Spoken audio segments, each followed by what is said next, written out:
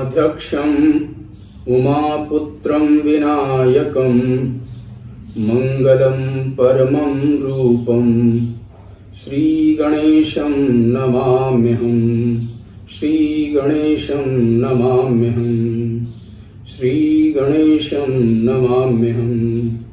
नमस्कार देशवासियों, आज पुनः ईश्वर की कृपा से आप सभी के सम्मुख उपस्थित हुआ। आज भी पूरी दुनिया में कोरोना वायरस कोविड-19 का भय उसी प्रकार से बना हुआ है जैसा पिछले 3-4-6 महीनों से आप देख रहे हैं, और भारत में संक्रमित व्यक्तियों की संख्या लगातार बढ़ रही है।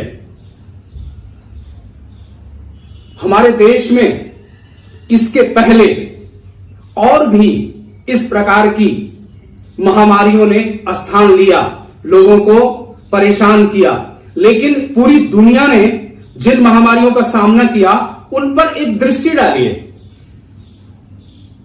मारबर्ग, इबोला, रेबीज, HIV, हंता और इन्फ्लुएंजा, ये ऐसे वायरस थे जब आए तो लाखों लाख लोगों को मारा और लोग बच नहीं पाते थे।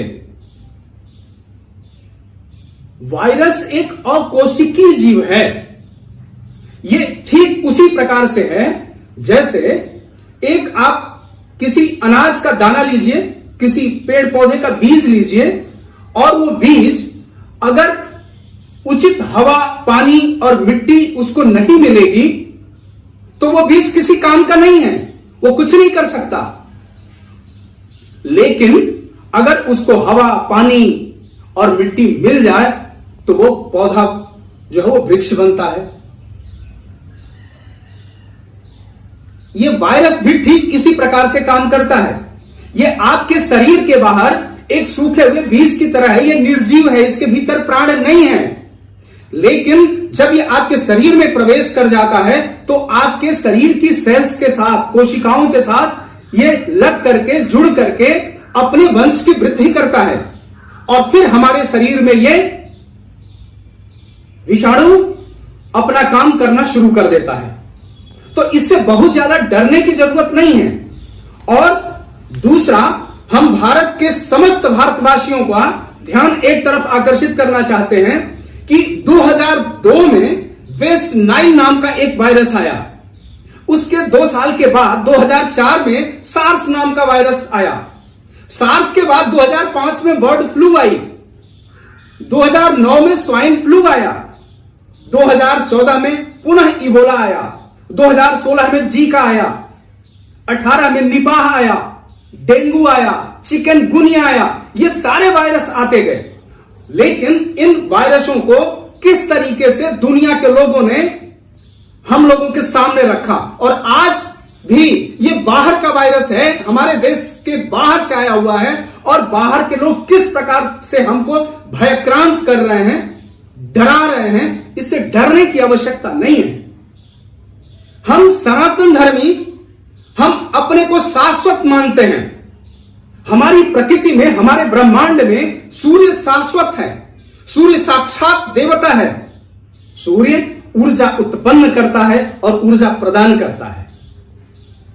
आज जिस चीज का सबसे अधिक बोलबाला है, वो जिसको देखो वो इम्यूनिटी बढ़ाने की बात करता है। रोग प्रतिरोधक क्षमता, रोग प्रतिरोधक शक्ति। इम्यूनिटी क्या एक दिन में बढ़ेगी? एक दिन में तो नहीं बढ़ने वाली है। तो इम्यूनिटी कैसे बढ़ेगी? इम्यूनिटी बढ़ेगी कि नहीं बढ़ेगी, उससे ज्यादा जरूरी है यह जानना कि आपके भीतर जो इम्यूनिटी है, जो रोग से लड़ने की क्षमता है, वो बनी रहे, वो जाए ना कहीं। इसकी व्यवस्था सोचना चाहिए। दूसरी बात, रोग से लड़ने की क्षमता व्यक्ति के भीतर 2 प्रकार की है। एक जन्मजात उसके भीतर क्षमता है। जब वो पैदा हुआ, कोई भी व्यक्ति, कोई भी जातक, कोई भी जीव जब पैदा होता है तो रोग से लड़ने की क्षमता उसके भीतर पर्याप्त मात्रा में प्रकृति दे करके उसे भेजती है। और दूसरी उपार्जित, आप प्राप्त कर लें। तो तो इस समय पूरी दुनिया में जो रोग बढ़ रहे हैं, रोगों के बढ़ने का कारण या हमारे हिंदुस्तान में जो रोग बढ़ रहे हैं, ये वायरस से ही रिलेटेड नहीं, अन्य रोगों की भी मैं बात करता हूं। वो चाहे ब्रेन स्ट्रोक हो, चाहे हार्ट अटैक हो, चाहे किडनी फेलियर हो, ये किसी भी प्रकार के रोग हों, ये अगर बढ़ते हैं तो इनके बढ़ने के पीछे कारण क्या है? कारण है आपकी जीवन शैली, लिविंग स्टाइल। वो गड़बड़ है, वो खराब है, उसे ठीक करिए। सनातन शाश्वत नियमों पर चलने का प्रयास कीजिए, जो वैदिक परंपरा कहती है उस तरीके से चलिए। आपको कहा जाता है कि आप रात्रि में जल्दी सो जाएं। 8 से 10 बजे के बीच आपको शयन की प्रक्रिया आरंभ करनी है और सवेरे 4 से 6 बजे के बीच आपको अपने जागरण की प्रक्रिया आरंभ कर देनी है। यह शास्त्र सम्मत है। रात्रि के समय जब आप सोते हैं तो आपके शरीर में एक विशेष प्रकार का रस चंद्रमा के प्रभाव से बनता है। इस ब्रह्मांड में, इस जगत में जितनी भी औषधियां हैं, जितनी भी जड़ी बूटियां हैं, उन सब पर चंद्रमा का आधिपत्य है, चंद्रमा का अधिकार है। पिछले वीडियो में मैंने आप लोगों को बताया था कि किस प्रकार से अलग अलग फूलों में चंद्रमा अलग अलग समय पर खुशबू डालता है। खुशबू कैसे बढ़ती है और कैसे घटती है। रात्रि के प्रथम प्रहर में किन पौधों में खुशबू बढ़ती है, मध्य रात्रि में किन फूलों में खुशबू बढ़ती है और रात्रि के अंत में किन फूलों में खुशबू बढ़ती है, यह मैंने आप लोगों को बताया था। इसी प्रकार से शरीर पर भी प्रभाव पड़ता है। एंजाइम्स भीतर बनने शुरू होते हैं। रात्रि के प्रथम प्रहर में जो एंजाइम बनेगा वो रात्रि के मध्य में नहीं बनेगा, रात्रि के अंत भाग में नहीं बनेगा। और दूसरी एक बात, आपको यह कहा जाए कि आप पूरे दिन सो लीजिए, रात में न सोइए, क्या आप स्वस्थ रह सकते हैं? आप कभी कभी 2 रात 3 रात जागरण कर लेते हैं और दिन में सोते हैं, तो क्या आपको लगता है कि नींद पूरी हो गई? नहीं, आप कहते हैं कि जब तक रात में न सो तब तक यार मजा नहीं आता, नींद पूरी नहीं होती है। तो रात में सोना आवश्यक है। रात्रि के प्रथम प्रहर में आप सोने की प्रक्रिया आरंभ कर दें और रात्रि समाप्त होने से पूर्व उठ करके दैनिक कार्यों को संपादित करें। वायरस से डरने की आवश्यकता नहीं है। आपके भीतर जो जन्मजात शक्ति है, जो जन्मजात इम्यूनिटी है, वो कैसे बनी रहेगी? वो बनी रहेगी तब जब आपके शरीर में प्रॉपर न्यूट्रिएंट्स रहेंगे, एंजाइम्स रहेंगे, आपके भीतर विटामिन्स रहेगी और मिनरल्स रहेंगे। तो वो रहेंगे कैसे? आप खा लीजिए खूब, लेकिन वो रुके ही ना, रहे ही ना, वो प्रॉपर वर्क ही ना करें, तो कैसे होगा? इसको करने के लिए आप वैदिक जीवन पद्धति अपनाइए। वैदिक जीवन पद्धति में चंद्रमा का प्रभाव शरीर पर सर्वाधिक है। 72% पानी है इस प्रकृति में और पृथ्वी के संपूर्ण जल पर चंद्रमा का अधिकार है। तो चंद्रमा कैसे ठीक होगा? आप अपनी लिविंग स्टाइल बदलिए, रहने का तरीका बदलिए, रात्रि में जल्दी सोइए और प्रातः जल्दी उठिए। दूसरा, रोग प्रतिरोधक क्षमता बढ़ेगी कैसे? विटामिन से। कहते हैं आप विटामिन सी लीजिए, कैल्शियम लीजिए, इस तरीके के फूड्स लीजिए। अरे उन फूड्स को डाइजेस्ट करने की पावर कहां से आएगी? आपकी बॉडी में वो रुकेगा कैसे? वो रुकेगा आपके शरीर में जब विटामिन डी होगी, जब सूर्य से मिलने वाली ऊर्जा आपके शरीर में पर्याप्त मात्रा में होगी, तभी आप उन एंजाइम्स को, उन विटामिन को, उन मिनरल्स को अपनी बॉडी में होल्ड कर पाएंगे। तो विटामिन डी कैसे मिलेगी? जब आप प्रातः काल उठेंगे, तब जब सूर्य की सृजन करने वाली किरणें आपके शरीर पर पड़ेंगी, आपके तन बदन को छुएंगी, तब जाकर के आपके शरीर में विटामिन डी उत्पन्न होगी और वो विटामिन डी कैल्शियम को रोकेगी, B12 को रोकेगी, A1 को रोकेगी। जितने भी विटामिन हैं सबको होल्ड करने की पावर आपकी बॉडी में वो पैदा करेगी।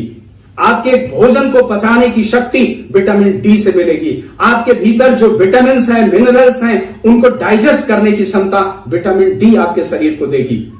तो रात्रि के समय चंद्रमा से एंजाइम और प्रातः काल उठ करके सूर्य से विटामिन डी पाने के लिए वैदिक जीवन पद्धति का सहारा लीजिए।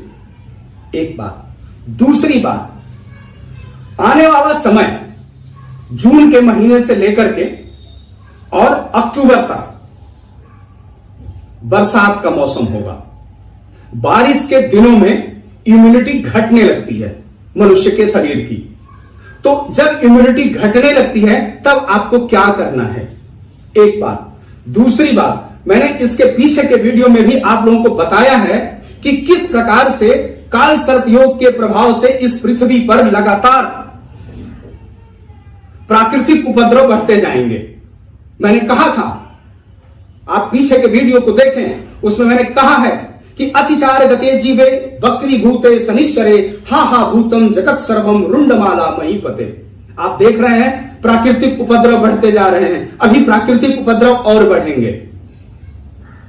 समुद्री तूफान आ रहे हैं, टिड्डी दल का आक्रमण हो रहा है, भूकंप आ रहे हैं, रोग महामारी का रूप ले रहा है।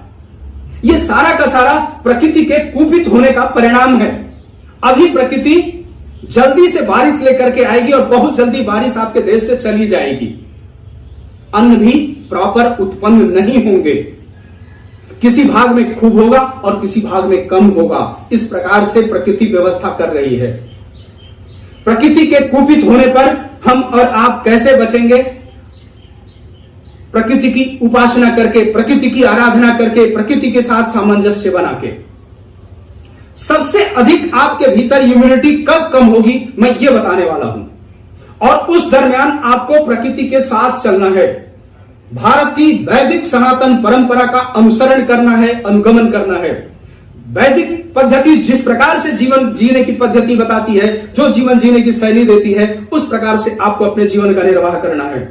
आज बस इतना ही। अगले बार जब मुलाकात होगी तब आपसे पुनः इस पर विशेष चर्चा करूंगा, सूर्य की शक्तियों पर। इसी के साथ आप सबके मंगल की कामना करता हुआ, आपके स्वास्थ्य की कामना करता हुआ, प्रयागराज से आचार्य अविनाश राय।